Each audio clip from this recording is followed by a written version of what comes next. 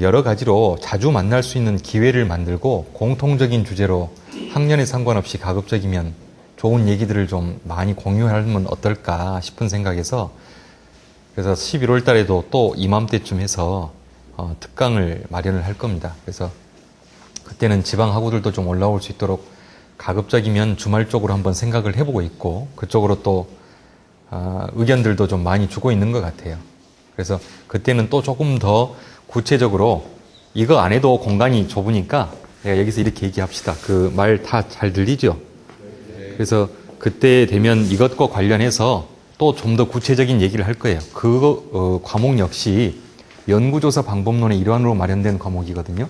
그래서 솔직히 그 리서치를 하는 데 있어서 조사, 연구라고 하는 것이 어떤 방식으로 이루어져야 되고 그 방법론에는 무엇이 있고 그것은 어떤 기법을 통해서 구체적으로 현상을 분석할 수 있는가라고 하는 게 광고조사와 SPSS 특강에서는 다뤄질 겁니다. 그리고 그 내용과 더불어서 실제 분석을 한다면 어떤 툴을 이용해서 현상을 분석하고 해석할 수 있는가 해서 대표적으로 사회과학에서 많이 사용되는 SPSS라는 통계 패키지를 한번 직접 해보면 좋고 안 된다면 내가 시연을 하는 것으로 프로그램을 꾸미려고 그래요. 다음 달은. 그래서 그 전에 이제 이 과목은 4학년들이 중심이다 보니까 4학년들이 이제 졸업 프로젝트를 통해서 졸업을 할 수 있는 자격 여건을 얻는 과목이죠. 그래서 이 과목은 다른 3학점짜리 과목하고 달라서 필기 시험을 본다거나 이런 게 없을 거예요. 이 과목은 과제를 내주고 그 과제를 본인들이 직접 수행한 뒤에 패스 앤 페일로 그러니까 통과를 하느냐 통과하지 못하느냐로 결정을 하게 될 겁니다. 근데 그 과제라고 하는 게 4학년이다 보니까 이제 전체 학부의 과정을 마무리하는 단계의 시점에서 낼 과제는 단순 레포트 수준은 아니라는 거죠. 내가 이 전공에서 어떠한 것을 공부했고 그 공부한 내용을 토대로 해서 아웃풋을 내는 거기 때문에 논문의 형태여야 된다는 얘기예요. 근데 그 논문의 형태라고 하는 걸로만 꼭 고집하는 게 아니고 광고 기획서라고 하는 형태로도 학과의 특성을 살려서 과제물로 제출을 받겠다라는 거죠. 그래서 그 두 가지를 하는데 어떻게 하면 보다 더 효율적으로 그 작업을 할 수 있을까라는 생각으로 오늘 특강이 마련된 겁니다. 그걸 알려드리는 차원에서 좀 더 구체적으로. 그래서 오늘 특강을 통해서 그런 구체적인 내용들을 조금 더 숙지를 하고 앞으로 11월 달에 구체적인 과제에 대한 공지가 나가면 그걸 기말고사 기간까지 과제물을 제출하고 그 제출된 과제에 대한 평가를 받음으로써 졸업 자격을 얻게 되는 과정이라고 볼 수 있습니다. 크게 두 가지 광고 기획서를 제출할 수도 있고 나머지 하나는 논문을 써서 낼 수도 있습니다. 그래서 그 논문을 쓸 때는 어떻게 써야 되느냐라고 하는 것을 가지고서 온라인 강의를 통해서도 여러분들이 뭐 충분히 학습 활동을 하고 있지만 제가 다시 한번 여기서 오프라인을 통해서 좀 더 팁을 드리는 차원 또는 다시 한번 리마인드하는 차원 새롭게 상기하는 차원에서 얘기를 하려고 오늘 특강을 준비를 했고요. 오늘 특강에서 다뤄질 내용은 그렇게 많은 시간을 할애해서 할 얘기는 아니고 가장 원칙적인 얘기들을 할 겁니다. 우선 첫 번째 논문이라고 하는 것을 접할 때 굉장히 딱딱하고 어렵게 느껴지잖아요. 얼른 봐서 조금 슬라이드가 굉장히 유리하지 않아요? 오늘 특강을 위해서 만든 것 치고는 좀 많이 세련돼 보이지 않아요? 내가 디자인 작업을 한 게 아니고 이것은 지난달에 내가 교과부 평가위원들 앞에서 대학원 평가를 긍정적으로 봐달라고 프리젠테이션을 하기 위해서 만들었던 배경화면이에요. 디자인 회사에 맡겨가지고 그때 500만 원 주고 만든 작품이에요. 근데 그 바탕 화면에다가 내가 입히기만 한 거예요. 오늘 특강을 위해서. 그래서 뭐 대단한 건 아니고 내용만 달라졌으니까 그 내용을 참고로 봅시다. 논문 무엇을 어떻게 담아야 하나라고 얘기를 했는데 논문이라고 하는 것은 왜 써야 하는가라고 하는 질문으로부터 출발을 해야 될 거예요. 그죠? 논문에 대한 막연한 밑그림만 가지고 어설프게 접근을 하면 꼭 선무당이 사람 잡는 꼴이 된다고. 뭐든지 어설프게 아는 것만큼 가장 위험한 게 없어요. 차라리 모르면 섣불리 액션이 안 나오거든요. 근데 어설프게 안다는 것이 어설픈 자신감을 불러일으켜가지고 정말 극도의 그 엉뚱한 결과를 초래하게 되는 경우가 많아요. 그래서 하려면 확실하게 알고 정확하게 접근하는 게 좋겠다. 그런 차원에서 조금 얘기를 하려고 하고, 얘기를 하는 순서는 우선 그러면 논문이란 뭐냐, 그리고 추론의 양식으로서 귀납과 연역, 그리고 세 번째 논문의 구성에 대한 가장 기본적인 틀에 대해서 얘기를 할 거고, 그러한 논문의 구성에 알맹이를 채워나가는 것이 여러분들의 글쓰기가 될 텐데, 그러한 글쓰기가 여러 가지 형태가 있죠. 신문 기사, 언론에서 나오는 기사 같으면 어때요? 말 그대로 저널리즘의 기사체라고 하는 틀이 있습니다. 그렇죠? 여러분들이 글을 쓴다고 할 때도 산문을 쓰느냐, 시를 쓰느냐, 수필을 쓰느냐에 따라서 전체적인 흐름이나 맥락이 다 달라지고 포맷도 다르죠. 학문도 마찬가지입니다. 논문을 쓴다고 하는 것은 그 학문 영역에 적합한 방식의 글쓰기 형태라는 게 어느 정도는 있습니다. 그 글쓰기의 형태라고 하는 것이 이제 앞에서 설명을 하겠지만 추론의 양식이라고 하는 귀납과 연역이라고 하는 사유의 방식으로부터 출발을 해요. 그리고 그 방식이 구체적으로 체화된다고 그러죠. 구체화되는 방식이 바로 논문의 구성 양식이 됩니다. 이 논문의 구성 양식은 이미 수백 년에 걸쳐서 학자들이 이 방식이 가장 최적화된 방식이라고 수많은 시행착오를 거쳐 나타난 방식이에요. 그래서 이 방식은 가급적 세상을 깜짝 놀라게 할 일이 없는 한은 따라주는 게 좋습니다. 그죠? 그리고 마지막으로 결과 보고 및 제출에 대한 얘기를 하는데 그것은 조금 전에 얘기했듯이 패스 앤 페일로 얘기를 할 겁니다. 자, 그러면 구체적으로 얘기를 들어가서 논문이란 뭐냐 라고 했을 때 제목에다가 실제에 대한 탐색으로서 논문이라는 표현을 썼죠. 학문적인 접근을 하다 보면 굉장히 용어들이 추상적인 용어들이 많아요. 그죠? 실제랄지 탐색이랄지. 그런데 그런 학문적인 접근을 할 때 나타나는 추상적인 용어들은 실은 그 개념이 담고 있는 모호함을 강조하고자 하는 게 아니고 그 개념이 담고 있는 아주 구체화된 내용을 이야기했을 때 놓치게 될 부분에 대한 우려 때문에 추상성을 가미하는 겁니다. 예를 들어서 말을 조금 더 쉽게 풀어보면 자, 내가 평화라고 하는 추상적인 개념을 설명하고자 해요. 그런데 평화라는 개념이 담고 있는 추상적인 의미가 굉장히 크죠. 그래서 그걸 설명하려고 들다 보니까 자꾸 듣는 사람 입장에서는 어때요? 머릿속에서 추상성이 강한 개념들만 왔다 갔다 하다 보니까 뜬구름만 떠다닌단 말이야. 뭔가 구체적인 실체가 없어. 이해를 돕겠다라고 교수가 거기에 대해서 설명을 합니다. 비둘기 한번 생각해봐. 그럼 어때요? 비둘기라는 이미지는. 평화에 근접하지요? 그렇죠. 근데 평화는 비둘기다라고 등식을 성립해버리는 순간 어떻게 되겠어요? 평화의 추상성이 갖고 있는 큰 개념은 비둘기라고 하는 구체적인 내용물 안으로 다 갇혀버리는 거예요. 그러다 보면 비둘기 이상의 것을 담는 평화라고 하는 큰 의미들이 비둘기라는 조그만 개념에 갇혀가지고 더 이상의 나래를 펴지를 못하지 않겠어요? 그걸 방지하기 위해서 학문적인 글쓰기에서는 상당 부분 데피니션이라고 하는 정의를 구체적으로 가져가긴 하지만 개념이나 용어는 추상적인 용어를 섞어 쓴단 말이에요. 그래서 이런 개념들의 용어를 우리가 접할 때는 어떤 방식을 접해야 되냐면 우리나라 말은 어때요? 철저하게 뜻글자입니다. 즉 추상성을 다 그 개념 안에 담다 보면 음으로만 끝나는 순수 우리말로는 담기가 어려운 것들이 많아요. 그래서 한자어를 병행해서 그 개념들을 하나하나 응축하려고 노력합니다. 그래서 한자어로 된 명사형 어구들이 학문적 글쓰기에는 굉장히 많습니다. 그러면 그 개념을 이해할 때는 학자들이 어떻게든 말 만들고 글 짓기 좋아하니까 그런 개념들을 탄생시킬 때 고민 많이 하지 않았겠어요? 그 단어가 갖고 있는 한자의 뜻을 풀어보면 가장 기초적인 데피니션이라고 하는 정의가 나오게 됩니다.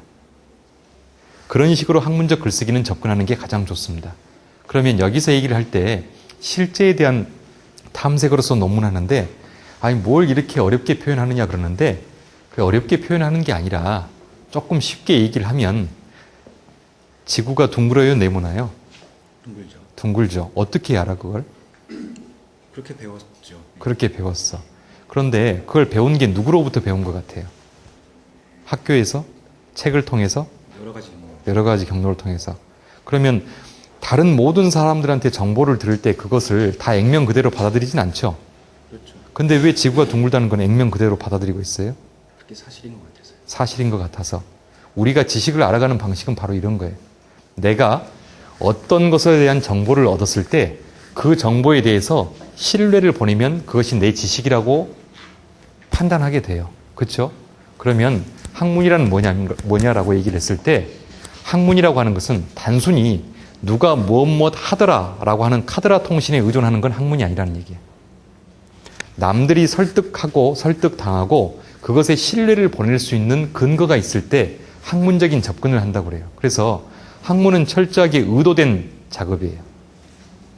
관찰을 통해서 현상에 접근하는 의도된 작업이라고. 다만 그게 상식 수준이거나 누구에게 적당히 들었다거나 아주 애매하거나 비논리적인 판단에 근거해서 결정을 내리는 작업이 절대 아니라는 얘기지. 이 학생이 지구가 둥글다는 것에 동의하는 것은 적당한 신뢰를 보낼 수 있는 상대한테 들은 얘기가 아니냐는 얘기예요. 적어도 저 사람 말이라면 철저하게 100% 신뢰할 수 있겠다라고 하는 믿음이 있었기 때문에 그 정보에 대한 신뢰를 주고 지구는 둥글다라고 하는 것을 실제 우주에 나가서 보지 않았음에도 불구하고 믿고 따른다는 얘기예요. 학문적 글쓰기는 바로 이러한 사회적인 실제적인 현상에 대해서 사회적인 현상에 대해서 탐색을 하는 거예요. 다만 그것이 탐색을 하는 과정에서 뭘로 나타나야 되냐면 논문이라고 하는 형태로 구체화된다는 것뿐이에요. 논문은 왜 일반적인 글이나 문장이라고 표현하지 않고 앞에 뒤에는 그럴 문자를 쓰면서 앞에는 논할 논자를 썼겠어요. 같은 글이에요. 문은 문이야. 똑같은 글이지만 그것은 합리적 근거에 의해서 이론적인 논리를 갖춘 글이라는 얘기예요. 그게 논문이에요. 따라서 논문에 대한 정의는 단순한 믿음에 근거하지 말아야 돼. 그리고 어떤 문제에 대해서 자신의 주장의 근거를 합리적인 방법을 통해서 입증하는 일정량의 글, 이게 바로 논문이 된다는 얘기예요. 논문에서 그러면 크게 무엇이 있어야 된다는 얘기예요. 여기 나왔잖아. 논문에서는 문제에 대한 자신의 주장이 있어야 된다는 얘기야. 그리고 그 주장을 뒷받침할 근거가 있어야 된다는 얘기고, 그 근거는 누구나 다 객관적이다라고 판단할 수 있는 합리적 방법에 의해서 제시되어야만 그것이 논문이다라고 이야기를 할 수 있다는 겁니다. 반면에 논문이 아닌 것은 조금 전에 얘기했던 그러한 기준이나 조건들을 충족시키지 못하면 논문이 아니야. 어설프게 근거도 없이 나의 직관이나 주관에 의해서 현상을 해석하면 그건 논문이 아니에요. 그건 에세이야. 어느 누구도 설득당하지 않을 뿐더러 아주 미려하고 수사적인 표현, 말을 이쁘게 꾸미고 포장하는 표현을 아무리 썼다 하더라도 논리적이지 않으면 학문 세계에서는 받아들이지 않는다는 얘기. 가장 논리적일 때 가장 설득적일 수 있어요. 응? 여러분들 굉장히 감동받았던 영화라고 하는 것을 한번 생각을 해보면 감동이라고 하는 것을 어떻게 해석하느냐에 따라서 굉장히 달라지는데, 단순하게 감성에 감동을 주는 것이 있고 내 이성이 푹 젖어들 정도로 내가 빠져들 정도로 감동을 주는 영화가 있어. 무슨 얘기냐면 예전에 빅히트를 쳤던 영화들이 몇 건을 생각을 해보면 식스센스라는 영화 혹시 봤어요? 식스센스 볼 때 그 영화를 보고 난 이후에 감상평의 주가 뭐였냐면, 영화가 끝나기 불과 몇 분 전까지도 이 영화에서 제시하는 표현물의 진실을 알지 못하고 그 흐름을 쫓아왔다는 거잖아요. 그죠? 누가 귀신인지를 모르다가 마지막에 귀신이라는 걸 알고 그 구조 속에서 자기가 어떻게 설득당해 왔는가에 감복하는 거 아니에요. 매트릭스라는 영화 봤죠? 키아누 리브스 주연의. 네. 그 영화에서 매트릭스라고 하는 표현이 어떤 의미죠? 매트릭스는 원어 그대로 해석하면 수학에서는 행렬을 의미해요. 행렬. 행렬 그러면 어때요? 행과 열의 하나의 그 사각형 정방향에 행렬표 있죠? 그게 매트릭스야.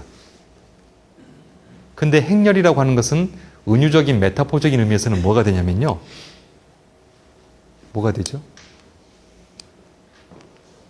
행렬이라고 하는 것은 여자의 자궁, 모태를 의미하기도 합니다. 2차적인 의미 해석은 그 영화가 SF 영화였죠. 사이파이, SF 영화. SF 영화라는 관점에서 보면 그것은 또 다른 디지털의 세계를 은유하기도 해요. 거기서 키아누 리브스의 역할은 뭐야? 잘 정교화되고 구조화돼서 나도 모르는 사이에 내가 의지에 의해서 살아가고 있다고 하지만 조종당하는 사람들이잖아. 근데 그 조종당하는 게 우리가 신이라고 믿는 신적인 존재에 의해서 조종당하는 게 아니고 시스템에 의해서 조종당하는 거였죠. 그리고 그걸 깨달아 버린 키아누 리브스는 뭐야? 버그였잖아, 버그. 시스템의 버그. 그죠? 극장 끝나고 나오면서 혹시 내가 나라는 거를 달리 인식하는 나도 스스로의 버그는 아닌가 뭐 이런 생각들을 해본 적이 별로 없죠. 야, 진짜 컴퓨터 그래픽 죽인다. 그러면서 나왔을 수 있지. 아니, 나도 처음에 그랬으니까. 응? 근데 그런 논리 구조가 사람을 아주 소름 끼치도록 설득력이 있게 만드는 과정들이 있잖아요. 바로 그 얘기야. 그래서 철저하게 논리적일 때 철저하게 설득적인 구조로 가져가는 게 바로 논문의 키포인트예요. 다른 것은 설득적이지 않아. 내 눈물샘을 아무리 자극하는 수사를 많이 써서 수사적, 은유적인 표현을 많이 써서 논문을 써 제낀들 절대 그걸 논리적이라고 해서 설득당할 교수나 선생님은 아무도 없다는 얘기예요. 그걸로 설득을 하기 위해서는 차라리 시를 쓰고 에세이를 써야지, 수필을 써야지. 그러면 어떻게 논리적으로 글을 구성할 것이냐? 그거는 뭘로부터 출발하겠어요? 바로 인간의 논리적인 사고로부터 출발을 하는 거지. 그렇죠? 논리적인 사고로부터 출발하는 거야. 근데 논리적인 사고를 어떻게 하느냐? 지금까지 이렇게 추론한다, 생각한다라고 하는 사유의 방식, 생각의 방식, 이것은 크게 두 가지 관점에서 제시되어 왔습니다. 많이 들어봤을 거예요. 중고등학교 때도 이미 사회나 무슨 뭐 다른 여러 가지 기타 과목에서 이런 얘기는 많이 들어봤을 테니까. 귀납주의와 연역주의라고 하는 말 많이 들어봤죠. 귀납주의의 대표적인 예 혹시 생각나는 거 있어요? 학교 다닐 때 들었던 것 중에?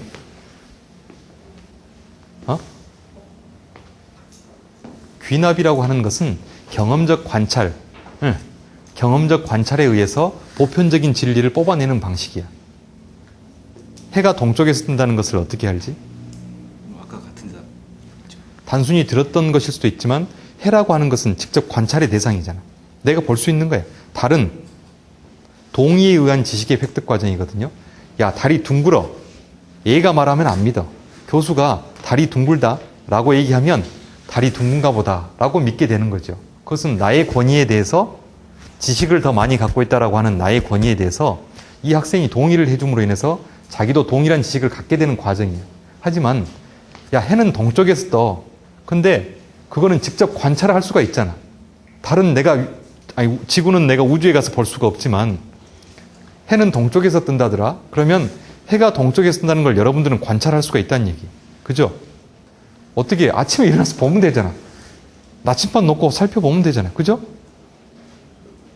근데 해가 동쪽에서 뜬다는 거를 내가 우리 집에서 살펴봤는데 동쪽이었는데 학교 와서 봤더니 서쪽이면 어떻게 할 거야?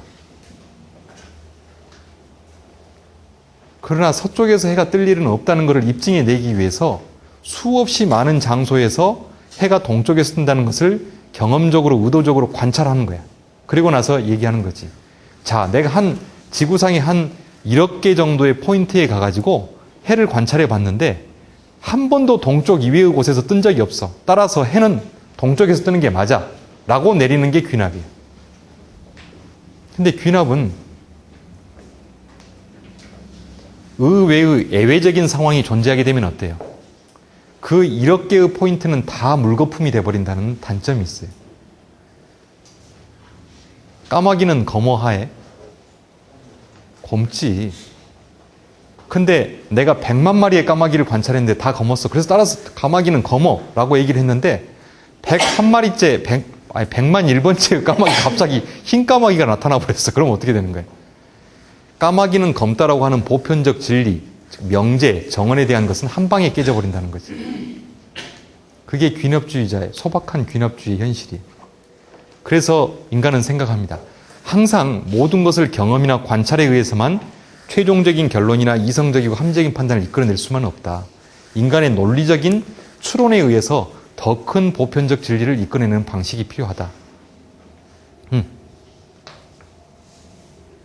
그래서 나온 게 연역이에요. 연역은 우리가 흔히 많이 들어봤어. 어떤 얘기로 들어봤냐면 3단 논법이라고 하는 걸로 많이 들어봤어. 그죠? 3단 논법의 대표적인 게 뭐지? 소크라테스는 죽어. 그죠? 아리스토텔레스도 죽어. 인간은 다 죽어. 따라서 나도 죽어. 그게 3단 논법이에요. 최종 유추된 결론을 이끌어내기 위해서 논리적으로 모순이 없는 명제들을 모아가지고 최종 결론에 이르는 게 연역이야. 내가 왜 이 얘기를 하냐면 우리의 인간의 사유의 방식은 크게 이 두 가지 방식으로 이루어지는 게 일반적이라는 거예요. 그러면 이게 논리적으로 잘 정립이 되었을 때는 뭐가 되는 거예요? 전체적으로 빈틈없는 논리 구조를 갖추게 된 글이 되거나 말이 될 수 있다는 얘기지. 그러면 이 추론의 양식 두 가지를 가지고서 정교하게 잘 배열을 하게 되면 뭐가 되는 거예요? 그게 바로 글의 형태로 나타났을 때는 학문적인 글쓰기, 논문이 된다는 얘기예요. 우리가 흔히 논문이라고 하는 것에 대해서 이야기를 할 때 가장 쉽게 나타나는 구조는 바로 이런 겁니다. 어떤 논문을 보거나 그 논문의 형태가 이런 순서에 의해서 논문이 쓰여진다는 것은 우리는 너무나 잘 알아. 그런데 여기에 대해서 아무도 생각해 본 적이 없을 수 있지. 왜 이런 순서인가? 나는 더 독특한 순서를, 내가 생각할 때 훨씬 더 논리적인 순서를 가져갈 수 있는데 내가 꼭 이걸 따라야 되나? 이러한 논문의 구조가 갖춰지는 것은 귀납과 연역이라고 하는 두 가지 추론의 양식, 사유의 방식이 상호 보완적으로 가장 잘 믹스돼서 논리적 구조를 형성한다라고 하는 학자들의 수많은 검증의 결과로서 나타난 구조예요. 따라서 웬만하면 지금까지 명멸했던 그 수많은 유명 학자들을 다 물리쳐서 논리적으로 이겨낼 자신이 없으면 이 구조를 웬만하면 따라주는 게 좋다는 얘기지. 그래요, 안 그래요? 응? 그러면 논문의 구성에서 제목과 초록이라고 하는 것은 어때요? 말 그대로 타이틀이고 앱스트랙이야. 그러면 제목이라고 하는 것은 내가 어떤 논문을 쓰겠다라고 하는 내 논지, 내 논거를 바탕으로 한 주장의 키워드, 핵심이 되는 거죠. 그거를 제일 처음에 쓴다는 건 뭐 이론의 여지가 없겠죠. 두 번째, 초록이라고 하는 것은 뭐예요?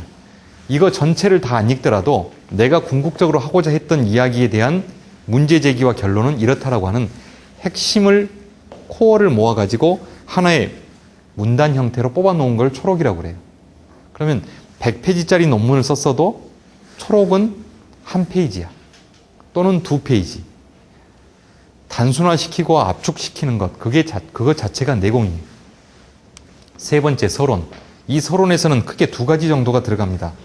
일반적으로 어떤 게 들어가냐면 논문을 쓸 때 첫 번째가 뭐였죠? 가장 갖춰야 될 기본적인 구성 요소. 그것은 자기의 주장이야. 그렇죠? 그러면 자기의 주장이라고 하는 걸 펴기 위해서 출발점은 뭐 해야 되겠어요? 출발점은 내가 왜 이런 주장을 펴려고 하는지에 대한 이유가 있어야 되지 않겠어요? 내가 논문 쓴다는데 뭔 이유가 필요해? 라고 하면 그 사람은 웃긴 사람이지. 내가 무슨 이야기를 꺼내려고 하는데 아무 맥락도 없이, 이유도 없이 갑자기 와서 무슨 얘기를 팍 꺼내면 굉장히 사람이 당황스럽잖아. 당혹스럽고. 똑같은 거예요. 글이라는 것도. 내가 왜 이 글을 쓰는지에 대한 이유가 분명해야 된다는 거지. 그 분명한 이유를 나타내는 부분이 바로 서론이에요. 그래서 서론은 크게 두 가지 정도로 세부 절로 구분이 될 수가 있어요. 첫 번째는 뭐냐? 문제 제기. 문제 제기라는 뭐겠어요? 내가 사회적인 현상을 봐. 그런데 그 사회적 현상이 왜 일어나는지에 대한 궁금증을 자아내면 거기에 대해서 내가 문제를 던지는 게 문제 제기예요. 아니, 이 세상에 신문이 수십 개, 수백 개가 있는데 왜 우리나라 사람들은 조중동만 이렇게 열심히 보는 거지? 그 수백 개의 신문은 왜 자기의 포션을, 비율을 못 가져가는 거야? 아니, 광고회사가 수백 개가 있는데 왜 LG에든이 제일기획이 이렇게 다 싹쓸이를 하는 거야? 도대체 시장 구조가 어떻게 되어 있길래 이런 현상이 나타나는 거야? 이게 뭐예요? 이게 사회 현상에 대한 문제 제기야.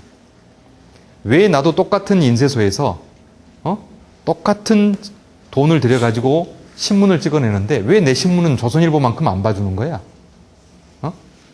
왜 나는 똑같은 선생한테 똑같은 강의를 들었는데 시험만 보면 C야? 이유가 뭐야 도대체? 그게 문제제기란 말이에요. 그래서 그 이유를 찾아서 탐색적으로 설명해 보거나 이유를 명백히 밝혀보겠다라고 하는 게 논문의 논지, 곧 요지가 된다는 얘기예요. 문제 제기가 있고 나면 그 다음에 그 문제를 어떻게 해결할까라고 하는 게 나와야 되겠죠. 그게 바로 논문에서는 방법론이 되는데 그 방법론이 타당성을 갖기 위해서는 분명한 이론적인 논거가 필요해. 그죠? 자기가 아무리 독창적이고 독특한 논문을 썼다라고 하지만 이론적인 백그라운드 없이 썼다? 이건 말이 안 돼. 왜? 하늘 아래 새 것이 어디 있어요? 그죠? 내가 아무리 논문을 많이 써도 아리스토텔레스가 이미 다 말해버렸어. 그 사람은 논문의 형태로 말만 안 했다 뿐이지. 그런데도 불구하고 아리스토텔레스 말은 그 사람은 말밖에 안 했단 말이에요. 글도 안 쓰고. 자기 제자인 플라톤이 다 그 말을 논리적으로 책에서 정리해서 유명해졌을 뿐이지. 어? 근데 그 사람은 글도 안 썼는데, 논문도 안 썼는데, 논문은 내가 처음 썼는데, 실은 아리스토텔레스가 한마디 했으면 아리스토텔레스하고 나하고 격차가 어떻게 돼요? 수천 년이잖아. 그 수천 년 동안 인간이 미련한 곰탱이들만 있었으면 이 현대 문명이 나왔겠어요? 똑똑한 인간들, 문제 제기하고 현상에 대해서 끊임없이 고민했던 사람들이 엄청 많다는 얘기지. 그 사람들이 뭘 했는지를 알아야 나는 거기서 한 발자국 더 나아갈 수 있는 계기를 마련하는 거죠.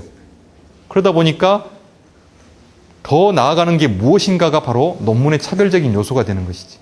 만약에 논문 다 썼어. 그랬더니 지도교수한테 가져갔더니 이거 옆에 동네에 누가 다 한 얘기야. 그러면 그 논문은 뭐가 돼요? 이산이 아니니까 다시 한번 써볼까? 한 학기 더 다니실 거예요? 아니잖아요. 그죠? 그러니까 항상 선행연구 검토를 통해서 내가 무엇을 하고 어떤 길을 가야 하는지 명확히 매핑을 하는 게 중요하다는 얘기지. 지도를 그리고 나의 갈 길이. 그래서 철저하게 그 부분에 대한 학습이 있어야 되는데 그게 바로 theoretical background라고 하는 이론적 배경이 된다. 그리고 이론적 배경을 토대로 내가 문제 제기를 했던 현상에 대한 분석을 해야 되는 거죠. 그 분석은 어떻게 하냐? 광고조사와 SPSS 같은 연구조사 방법론 과목에서 배우는 다양한 양적인, 실험적인 방법 또는 질적인 방법, 문헌조사, 인터뷰, 또 참여 관찰 이런 것들. 그런 것들이 방법이 되죠. 아니, 왜 광고회사에 다니는 사람은 홍보회사에 다니는 사람보다 직업 만족도가 낮지? 별 차이 없는 것 같은데 보수나 근무 환경이나. 물어볼 거예요? 다 가서. 당신의 만족도가 낮은 이유는 뭐라고 생각합니까? 답변을 얻어봤자 별로 안 와닿는 것 같아. 그래서 생각을 하죠. 내가 직접 광고회사도 다녀보고 홍보회사도 다녀봐서 그 직원들을 직접 옆에서 관찰하면서 함께 업무를 보고 공부를 해봐야 되겠다. 그럼 뭐예요? 참여 관찰이에요. 참여 관찰로 유명한 논문들이 많습니다. 도대체 어떻게 해서 갱스터가 되는가, 갱이 되는가, 왜 나는 마약을 판매하는 사람이 될 수밖에 없었는가, 마약을 판매하는 사람들은 어떤 커뮤니케이션 루트를 가지고 살아가는가, 그 사람들의 사회적인 네트워크는 어떻게 형성되어 있길래 그 속에서 아무리 빠져나오라고 광고를 하고 경찰을 보내고 선생님을 보내고 해도 말을 안 듣는가. 그래서 모 학자는 갱스터의 집에 하수구를 들어가서 6개월 동안 자기 박사학위 논문을 완성하고 나온 사람도 있습니다. 마약 딜러에. 그러니까 마약 딜러의 어머니 집에 하수구를 하는 거죠. 그러면 마약 딜러가 매일 올 거 아니야. 그러면서 걔를 간접적으로 계속 관찰하는 거지. 제 석사 동기 중에 한 명은 레즈비언들은 자기들은 도대체 어떤 말을 통해서 자기들의 의식 구조를 형성하는가 궁금했어. 근데 설문지 대놓고 당신들 뭐 주로 얘기하세요? 라고 물어보면 레즈비언들이 대답해요? 레즈비언 어디 가서 만날 거야? 그래서 레즈비언들이 모이는 커뮤니티라고 하는 자기들이 직접 모이는 카페에 가가지고 거기서 죽방을 때리면서 3개월 동안 레즈비언들에게 스노우볼링 샘플링이나 눈덩이 표집을 하는 거지. 한 사람은 레즈비언에게 친해져서 그 사람에게서 끄집어낼 수 있는 것을 인터뷰를 통해서 다 끄집어내고 결국 이 사람이 유유상종 효과가 있다 보니까 비슷한 성향의 사람들끼리 어울리지 않겠어요? 그럼 또 다른 레즈비언하고 어울릴 거 아니야. 이제 나하고 인간적으로 친해졌으니까 내가 이런 인터뷰를 할 수 있는 대상 레즈비언을 당신이 2명만 소개시켜달라. 이 사람이 2명 소개시켜주죠? 그럼 그 2사람한테 가서 또 2명씩 하면 그 2명은 또 4명이 되잖아요. 그래서 눈덩이 표집이야. 그런 방식을 써서 논문의 결론을 논문에서 문제 제기했던 현상을 분석하기도 합니다. 그리고 나면 어때요? 현상에 대한 분석이 끝나면 결과가 나올 거고 결과에 대해서 여러분들이 함의점을 가지고서 해석하면 됩니다. 그게 논문의 전체적인 흐름이에요. 그리고 내가 하늘에서 뚝 떨어진 얘기가 아니라 철저하게 이론적이고 논리적인 바탕을 가지고 이 글을 작성했노라 하는 근거를 대는 게 뭡니까? 레퍼런스라고 하는 참고 문헌입니다. 그래서 전반적으로는 이런 흐름을 가져가야 되는데, 자, 여기까지 이야기를 듣다 보면 너무 뛰어난 사람들의 논문 이야기를 내가 사례로 들어서, 또 여러분들이 학부 과정인데 거의 뭐 박사급 논문을 제가 원하는 것도 아니고, 그러니까 자꾸 조금 약간 겁이 나죠. 어떻게 논문 다 포기하고 기획서로 갈까? 이런 마음도 살짝 들지 지금. 근데 그럴 필요는 없고요. 학부 수준에서의 논문이라고 하는 것은 일종의 논리적인 사고를 하는 글을 써보는 트레이닝 과정이라고 생각을 하면 돼요. 그래서 전체적으로 반드시 이 틀은 어느 정도는 유진하되 아주 완벽하거나 훌륭한 글을 써서 내가 지도교수를 한번 깜짝 놀리키겠다 이런 욕구만 버리면 트레이닝 과정에서 충분히 얻어갈 건 있습니다. 이런 과정을 통해서 한번 논리적인 훈련을 하고 나면 회사 다니면서 예를 들어서 고객을 만난다, 또는 회사에서 기획서를 작성한다, 또 회사에서 어떤 것에 대한 보고서를 작성한다 라고 했을 때 훨씬 글이 체계적이고 논리적인 흐름을 가져가는 하나의 토대가, 자산이 될 수 있다라는 얘기입니다. 마지막으로 학문적 글쓰기에서 피해야 할 것. 제가 글쓰기도 어떤 포맷을 가져가느냐에 따라서 약간씩의 차이가 있다고 그랬죠. 에세이에서 딱딱하게 쓰면 어떻게 하겠어요? 수필 쓰는데. 막 메밀꽃 필 무렵 이런 수필 읽었던 기억 나죠? 그래요? 술권하는 사회, 현진건에 이런 거 안 읽어봤어요? 우리 교과서에 나오는 거잖아요. 중고등학교 때.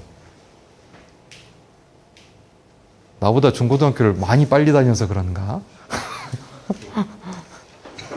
나 때는 그런 에세이들을, 저는 문과 출신이기 때문에 그 현대문학, 그 다음에 고전문학 해가지고 이런 거를 따로 배웠었는데, 우리 고등학교 때는. 그래서 그런 거 보면 에세이에서 그 아주 현실 감각 있고 또 감성을 자극하는 용어들이 많아요. 근데 거기에서 학문적 표현을 자꾸 집어넣으면 어떠겠어? 현진건의 술권하는 사회 같은 경우는 정말 지질이 궁상 떨고 못 사는 사람이 술 한 잔에 의존하면서 사회의 시름을 잊어가자라는 식의 이제 글 내용인데, 거기에다가 결국 일제시대 때 자본주의를 빨리 형성하지 못했던 천민자본주의의 폐해가 이 주인공으로부터 나타난다고 글을 쓰면 어떻게 되겠어요? 그게 에세이로 와닿겠어? 하나도 안 와닿죠. 근데 학문적 글쓰기의 반대로 지극히 감수성이 풍부한 용어들을 쓰게 되면 객관적이지 못한 주관적 표현이 돼버리게 된다고. 근거가 아무리 명확해도. 그래서 학문적 글쓰기는 드라이하게, 아주 건조하게, 있는 사실을 명백하게 객관적인 사실을 강조하는 방식으로 글쓰기가 이루어져야 됩니다. 그때 어떤 유형의 글쓰기 방식을 떠나서도 반드시 지켜야 될 원칙이 있어요. 예전에는, 요즘은 글쓰기들을 많이 하죠. 우리가 인터넷이 발달해서. 근데 예전에는 글쓰기를 어른들이 굉장히 두려워했어. 원고 청탁만 받으면 바르르 떨고 잠도 못 자는 양반들도 많았다고. 그거는 글쓰기 훈련이 너무 안 돼서 그러는 거예요. 근데 실은 몇 가지 원칙만 지키면 단순한 방식이 될 수도 있다는 얘기예요. 첫 번째 원칙은 뭐냐? One sentence, one idea. 하나의 문장이 하나의 상황만 담아. 하나의 생각만 담으란 얘기. 우리나라는 자기가 말을 맺고 끊는 게 약해가지고 자꾸 중언부언을 하게 돼. 마음이 울적했는데 밖에 나갔더니 비가 와서 그냥 집에 들어갈 수 없어서 빈대떡이라도 부쳐 먹어야지 생각하고 주막집에 가서 막걸리 한 통을 비우고 추적추적 내리는 비를 맞아가면서 겨우 집에 들어가서 퍼졌다. 한 문장이 너무 길잖아요. 그죠? 이 안에는 얼마나 많은 생각이 담겨 있어요. 비가 왔다. 길을 걸었다. 막걸리 생각이 동했다. 주막집을 지나칠 수 없었고 한 잔 걸쳤다. 그 기분을 못 이겨서 비틀거리는 걸음을 안고 집으로 향했다. 피곤했지만 숙면을 취할 수 있었다 해도 6개, 7개 문장으로 나눠지지만 글의 형태는 어때요? 훨씬 더 쉽게 와닿는다는 얘기지. 중문, 복문의 형태로 글을 쓰게 되면 어떻습니까? 읽는 독자는 나중에 주어가 뭔지를 몰라서, 도대체 이 수로를 설명하는 문장이 뭔지를 몰라서 다시 글을 복기를 해야 됩니다. 바둑을 두는 것처럼 앞으로 가서. 그런 문장은 가급적 피해야죠. 그렇죠? 그래서 원 센텐스, 하나의 문장에는 하나의 생각만 담으라는 거고, 리던던시를 피하라는 것은 중복된 표현을 피하라는 거예요. 응? 중언부언하지 말라는 얘기지. 같은 얘기를 하고 싶으면 그거를 달리 바꿔서 표현하라는 얘기입니다. 내가 막 이렇게 말하고 있으면 말했습니다. 근데 계속 말했고를 한 문장에서 여러 번 쓸 필요 있어요? 없어. 말했으면 그 다음엔 강조했고, 역설했고, 주장했고, 얼마든지 많은 표현이 있습니다. 패시브 폼이라고 그랬죠. 수동적이거나 피동형 문장. 우리가 자꾸 미국의 영향을 받다 보니까 우리나라 말에는 수동형이라는 건 없습니다. 전부 능동형이어야 돼요. 주어가 앞에 나오고 반드시 그 주어가 주체가 돼서 뭔가 행동을 하는 걸 묘사하는 게 동사로 표현이 돼야 된다는 얘기지.